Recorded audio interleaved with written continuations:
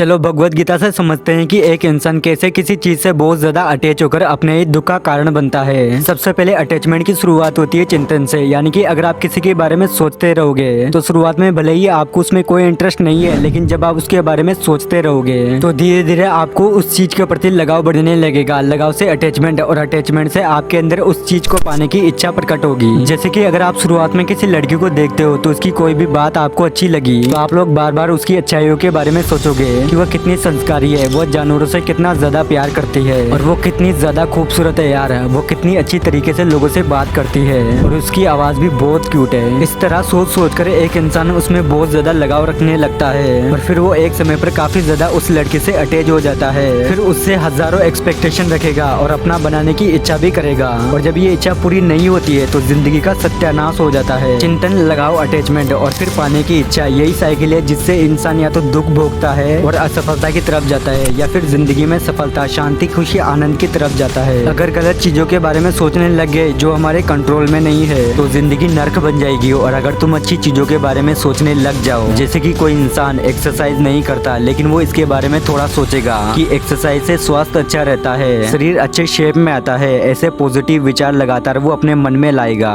तो धीरे धीरे उसका लगाव इनके प्रति बढ़ना शुरू होगा। फिर वो कुछ समय बाद उससे पूरा अटैच हो जाएगा। उसके सबकॉन्शियस माइंड में एक्सरसाइज करने की मजबूत इच्छा जागृत हो जाएगी। फिर वो भले ही छोटे से शुरुआत करे लेकिन एक्सरसाइज करना शुरू करेगा ही, अगर लगातार एक्सरसाइज के बारे में सोचता रहा तो। और तुम ऐसा सोचना भी तभी शुरू करोगे जब तुम अपनी दो इंद्रियों, कान और आंख से केवल एक्सरसाइज के रिलेटेड ही देखोगे और सुनोगे तो तुम अपने आप ही उसके बारे में सोचना शुरू कर दोगे, क्योंकि सुनने और देखने से ही हमारे माइंड में संस्कार बनते हैं। जो देखोगे सुनोगे वही माइंड में थिंकिंग करोगे। इसीलिए तुम जो कुछ भी करना चाहते हो, जो कुछ भी पाना चाहते हो, उसी के बारे में देखो और सुनो, फिर तुम वही सोचोगे और जो सोचोगे उसी से अटैच हो जाओगे और उसे ही करना या फिर पाना चाहोगे।